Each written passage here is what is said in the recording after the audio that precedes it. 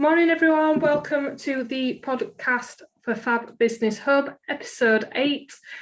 Today's topic is all about business growth, and we have Jon Covey joining us, who is our coach and is, in my opinion, the one that I go to when discussing growth for the business. I thought he would be ideal to give you some advice on the podcast for our members and anybody listening to this on Anchor, Apple Play or Spotify.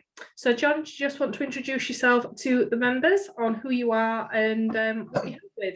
Of course, absolutely. Hello, everybody. Do you know what, Zoe? I think you've just done it. I think you've introduced me already, but for everybody else, yeah, absolutely. I'm a success coach, which is a kind of hybrid between, a life coach and a business coach, because I feel that they are really interconnected.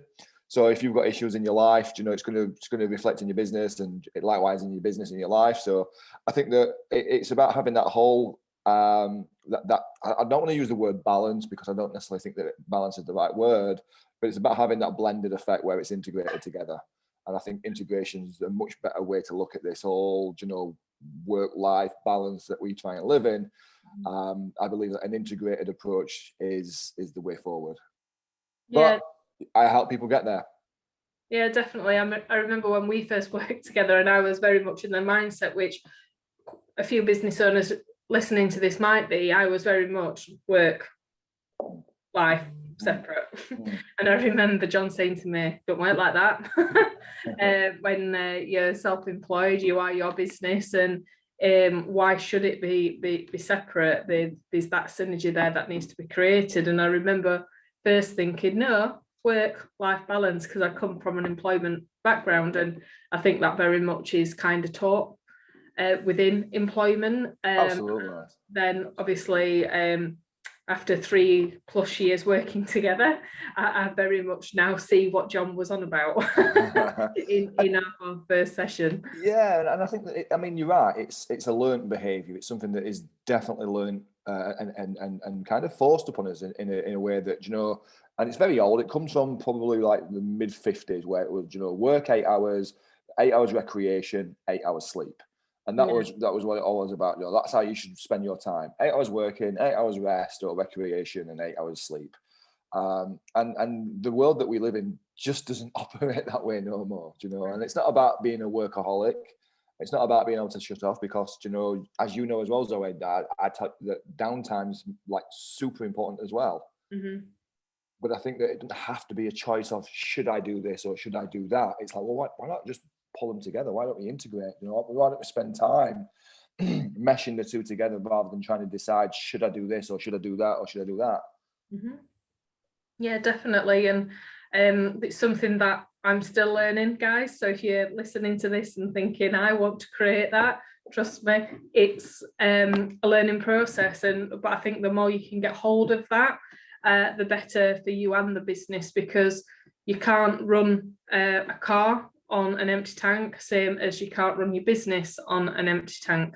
And again, calling kettle black, those that know me listening to this knows that is a lesson that I'm still learning, but I think that is a lesson to be learned in business. And when you're running your own enterprise or startup or SME, no matter what stage you are in business, I think it's important to have that synergy. And we're all still learning. We're all a work in progress. None of us have got this down perfect, because life throws curveballs at us. There's a lot of things that is a lot of the time out of our control, and it's not about the survival of the fittest or the strongest. It's about who's the most adaptive.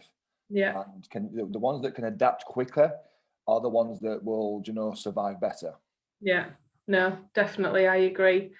So the reason we've invited Jon along, guys, is that we're covering business growth strategies and looking at also funding opportunities for the small business owner in reference to micro businesses, startups, small team businesses, as that is our niche within the hub. And we've asked Jon to come along because I think Jon has a very good way of explaining in human terms, without jargon, without giving you numbers that you don't understand or words that you don't understand, in terms of how to potentially do that. So first thing I'd like to ask you, Jon, is what are the things we can consider when we are looking at growth within our business, when we are very much used to just working on our own? How would we make that decision in terms of growth? What would be the key indicators there for us? I think that, I mean, the kind of answer is within the question. Is, you know, you're working in a business, things are going how you want it to be, and things are well. The first question, I suppose, that you've got to ask is that, what do you want that business to be? You know, and if you think about the like, when you work with me, Zoe, or whenever someone works with me, they get a workbook, and right in the very first page, the very first question is, what do you want? Mm-hmm. And I think that's so important. A lot of people forget that. They get onto that hamster wheel and just go as fast as they can, thinking, got to make some money, got to make some money, got to make some money. And it's like, okay, cool, now I'm making some money, what next? And it's like, let's just keep on going, Yeah. And so the real question is, you know, like, what do you want? You know, is this just going to be a lifestyle business? Because if it's just a lifestyle, but there's nothing wrong with that.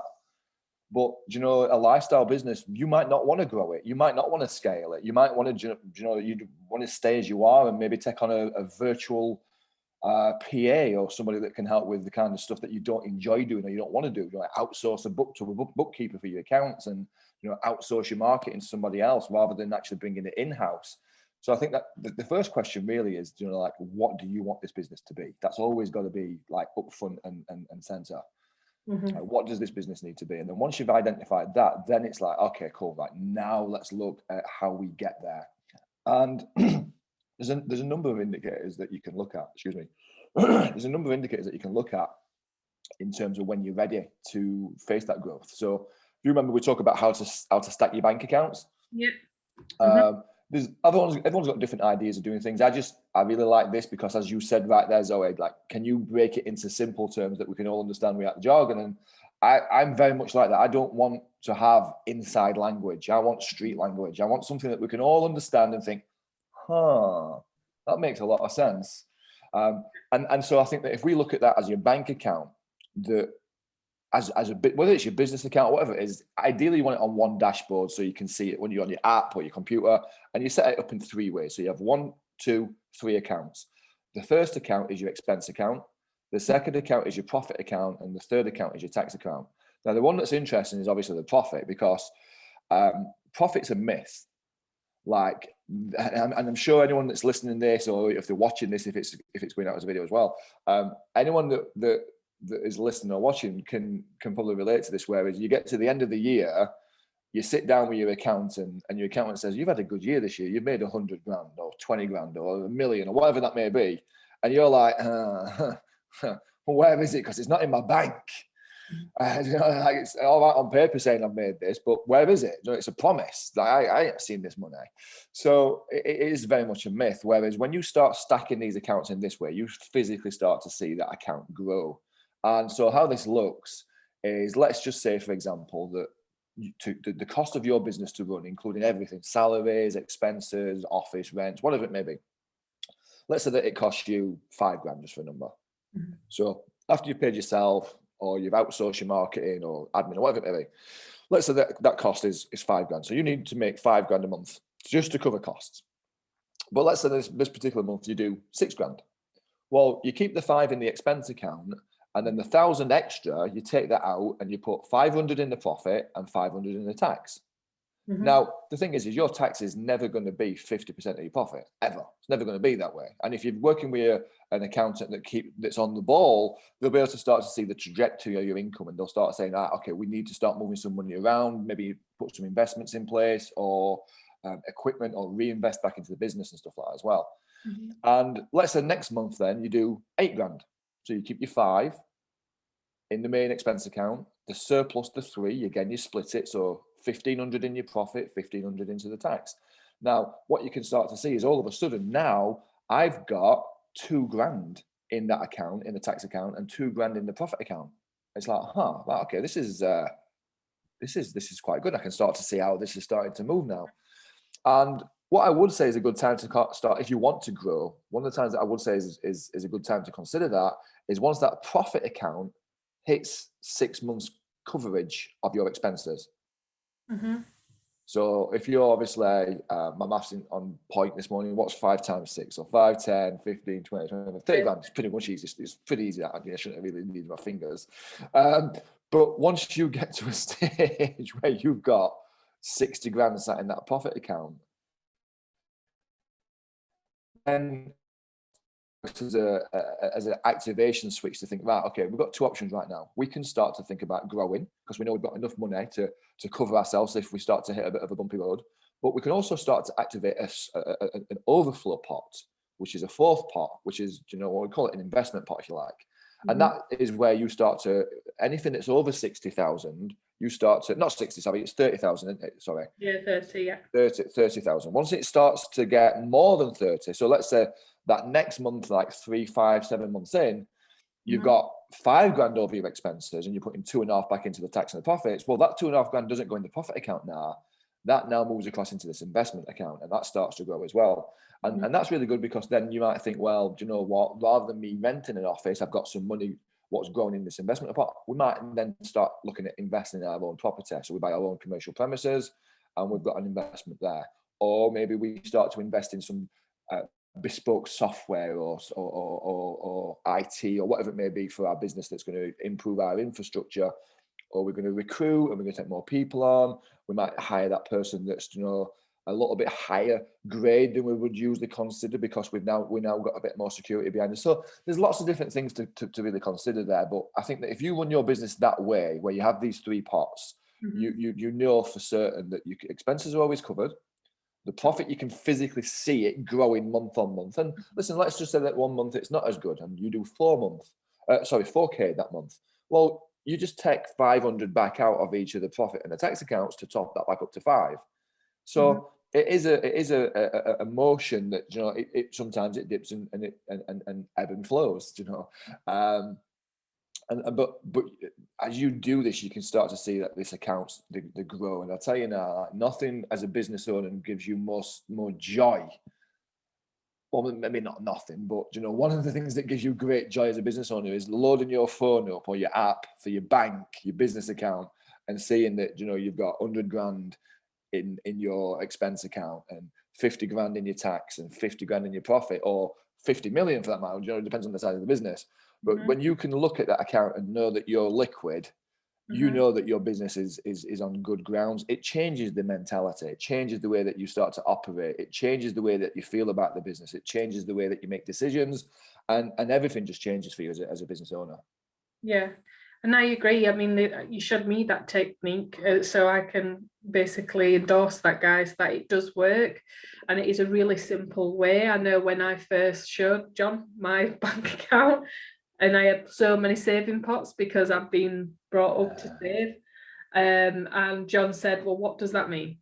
That confuses me. So no wonder it's confusing you, Zoe, in terms of not knowing where your finances sit. So simplifying it is a great way to actually really then come back to roots and ask yourself, do I have the financial capacity to grow the business without really doing very little, looking at your accounts, looking at your numbers with that technique. So John, what is business growth to you? How do you best explain that to the businesses that you work with? I think that, in terms of the growth as a whole, I think that firstly there's 2 ways that you can look at growth.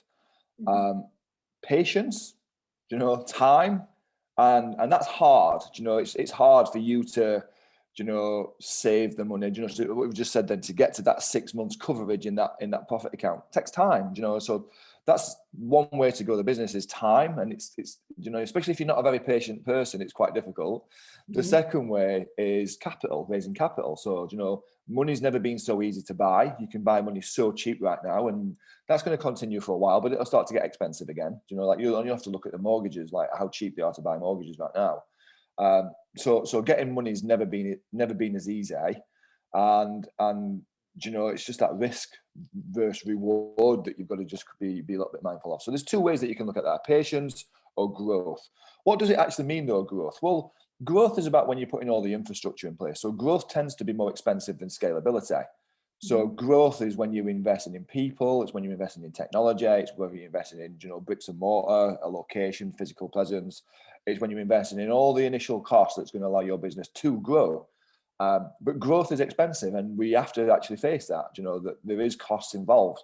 The fun thing though is once you've started to move towards that, and you've got scalability is less expensive, so you can then grow and scale quite rapidly. Now, the easiest way I find, and it's probably I forget the person who said it now, the name, it's just gone from me now, but there's a guy who said this, and it's this, is that Jay Abraham, that's his name, Jay Abraham, is like a business consultant to the Fortune 500 and Silicon Valley and stuff like that as well. But he says that there's only 3 ways that you can grow your business, and it's so right. If you break this down and look at this, the first way is that you can, increase the number of customers that you have. Seems pretty straightforward. Get more customers, you're going to grow your business. You're making more revenue, you can grow your business. The second thing is to increase what you charge. How much is someone going to pay you for your products, your services, and what you do for them? And then the third thing is how often they buy that product. So increase the frequency of that repurchase. And the impact of that it's just ridiculous. It's like you think about, like, for example, let's say that you've got 1,000 customers, and these 1,000 customers spend £100 with you twice a year. So every 6 months they come back and they buy that product again, whatever that may be.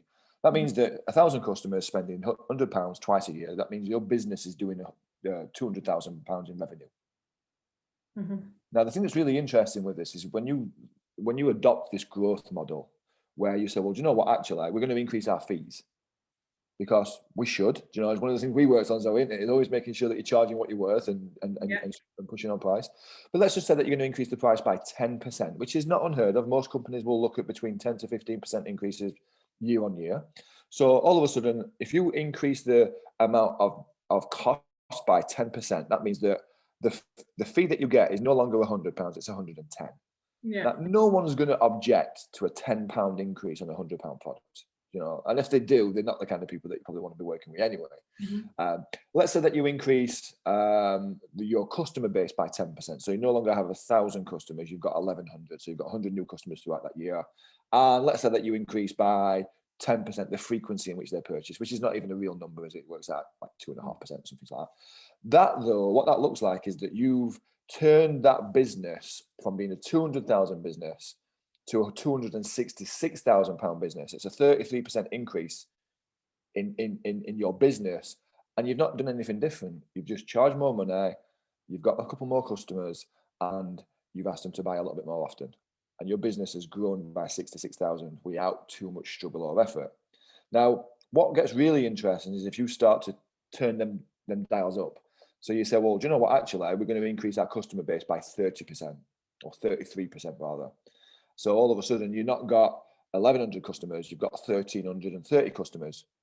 And you're going to increase your fees by 25% because you've not done it for a couple of years. So that fee is going to go up to £125, which again, is not too drastic on a £100 product. And they're going to buy from you 3 times a year. So you're going to increase that by 50%, the repurchase frequency by 50%. So what's happened there is they now pay £125. You've got 1,330 customers that's buying from you as opposed to 1,000, and they buy from you 3 times a year. Now, the impact that has on your business is no longer a £200,000 business. Your business now a £500,000 business, £498,000, 750, £498,750 business, £500,000 business, and all you've done is add these few little tweaks to it. Now, for everyone that's listening or watching, that's what I would say that anybody should probably look to do on a year-on-year basis. Can we increase our fees by 10%, maybe 15%, or if you're feeling really, brave, because the customers aren't really the problem, it's always yourself. But if you can increase that fee by 10, 15, 20%, and you can increase your customers by 10, 15, 20%, and you can increase your how often they buy from you by 10, 15, 20%, the business that you had, you're going to need binoculars to look back to see how far you've come. Yeah. No, I agree. And with you saying it does start with you, it does. I mean, Jon shares this story within the Thrive Network, which is a project that we work on for business development in Sheffield and events. And I remember when I first started strategy, it was 225. And Jon, literally, his answer was, and what does that cover? How much time does that take for 225? And I was like 10 hours. And he said, so you're telling me it's £22.50 an hour for your rate when it started at £75 per hour with what you was doing previously. Your time is the same, it's worth the same value. Yeah. And now I charge £950 for that same product because of that model. You've just got to kind of believe in yourself a little bit. And if not, then you have Jon. These techniques and these simple kind of strategies and principles to actually educate you into maybe thinking a little bit different when it comes to growth and just making these small changes to give a big impact. Absolutely. So it's about being brave. Yeah. And you've got to be brave because you're going to be doing things. And one of the things I say to all my clients is that you've got to get comfortable being uncomfortable. That's the real key to business, is getting to a stage where you feel comfortable being uncomfortable. And price is definitely that place. And I think I remember a conversation we had, Zoe. Most people, they'll think that they're losing when actually they're really winning. And what I mean by that is the conversion rate that you should be always aiming for in your business, from lead to new customer, is 25%. If you're closing more than 25%, your prices are way too cheap. Mm-hmm. Way too cheap. So that's a really good indication that your price should change. And I remember having a conversation with you about that. Like Zoe, you were saying, like, from all these people that's been part of my my community, my programs, I've only converted around, I think at the time, it was about 22%. And I'm like, Zoe, that's perfect, because you were considering whether or not that product's even worthwhile continuing. And I'm like, no, that's the absolute perfect place to be. You maybe improve it slightly, but that is exactly in the right territory, because we can't win them all. We shouldn't try to win them all. We should want to win them all, but the reality of it is not going to happen. And if we do, we're really radically undercharging. Yeah, no, I agree, because I remember that conversation, and we talked about the other products, and I was like, well, I know my conversion rate is 1 in 3, and I remember you saying, well, when was the last time you increased your rates if your conversion rate's 1 in 3? And I was like, quite a while ago. In actual fact, I've never increased my prices. And again, this technique and this kind of principle with looking at the small changes actually does work when you're a bit more reflective and kind of take the emotion out of it. Because I know for me, I was just, oh no, I've been working with them for 3 years. I can't now just say, oh, the price is this. And I remember you saying, well, why not? And actually this ties into kind of the final question I was going to ask Jon about principles and strategies that you can kind of apply in that small change of the 33% model. Really does work. Yeah, totally. I mean, in terms of how you do it, you've just got to, you've got to put them big girls' pants on, or them big boys' pants, or maybe you want to put them on each way. I don't know which way you want to go with that one, but you've got to put your big girls and big boys' pants on, and go and do it. And it's going to feel uncomfortable at first, but the reason it feels uncomfortable is because you've not done it. And once you've done it a few times, it becomes much more comfortable asking. And I think that's the thing, what you've got to think about. And I know it's hard for some people to probably, for them to let this resonate with them. I know it's quite difficult for Zoe often when we have conversations about things like this, but your business is there to make money, and you know what, it's great if you can build a relationship along the way, but business relationships are transactional. And if there's no transaction, there's no business relationship there. Now, that doesn't mean you can't have friends in business, but ultimately a business is designed for one purpose, and one purpose alone, is to make money. And if that business ain't making money, well, the business ain't going to be around for very long, unfortunately. Unless you're a charity. I mean, charities are great because they get money given to them. Us as business owners, we don't get money given to us. And if we do, it's on a very rare occasion, like a pandemic that's just happened, and not everybody still gets money then. So, we aren't charity. We have one purpose in business, which is to make money, and we want to make an impact as well. Obviously, we want to serve, we want to help, we want to make an impact, but we can't do any of that without the money. We can't impact people. We can't change people's lives. We can't help businesses. We can't do any of the stuff that we want to do, what we're passionate about, if we don't have any money to do it. Yeah. No, 100% agree. And guys, I hope you found that really informative. I mean, as I've mentioned, Johnny's my coach, but still I've made loads of notes if you've seen me scribbling down. So for example, you are a work in progress. It is about adaptability. Life isn't 888 anymore in terms of what Jon kindly shared at the beginning. Your key indicators are you do have to ask yourself what you want to be. And also that great tip about stacking them bank accounts and then saving pots to know on a scalability and growth whether things can be done. In terms of what growth is for Jon, time and capital, and it's against growth and scalability as well. And it's all about making an impact and being brave. And I know definitely Jon enables you to do that within your business. That's why I've invited him along today. That's why he's been a coach for over 3 years. So Jon, if anyone is listening to this and thinking, right, I need to speak to Jon about anything that struck a chord today or about growth and scalability in their business, how would they get in touch? So the easiest way is just to type my name into Google. Do you know, Jon, no H, Covey, Covey, and you'll find me online. You know, I'm pretty much everywhere. You know, like most of the socials, well, all of the social channels, you'll find me there. My website is joncovey.com. If anyone wants to chat, you know, there's an option to book a free call on that site. That if you go to my website, I'm happy to have a chat with people, find out, you know, if they well, where they're stuck. You know, what is it that need a bit of support and help with. And you know, come and follow me online anyway, because I share a lot of, you know, valuable stuff that's designed to help you with your sales, with your marketing, with your business, and with your mindset. They're the kind of real 4 areas that I try to help people with. Is, you know, getting out your own way. Let's get that mindset rock solid and be brave. That's a real powerful message. Be brave. The sales, you know, like if you can't close, you can't grow your business, you can't earn the money. Marketing, if you can't get the leads, there's nothing to close. And if you haven't got the right strategies for your business, then you're just going to keep stalling. And, you know, by law, if something's not moving forward, by law, it's going backwards. And I don't know about anyone here, but I can't speak for everyone here either, but I don't want to be going backwards. I move forwards. Yeah. Definitely. And I know I mentioned it and touched upon Thrive. So that is a project me and Jon work on. If you are listening to this and thinking I would like to attend a business development workshop, do reach out to me through the Fab Business Hub or Jon in reference to Thrive, and we can give you more detail upon that. We meet every month, and again, you're more than welcome to come along and experience what Thrive is about in terms of the Thrive community as well. Absolutely. I mean, they can, if they want to go and find out a little bit of about Thrive, if you go to the website learnwiththrive.com, you can find out more information about that there as well.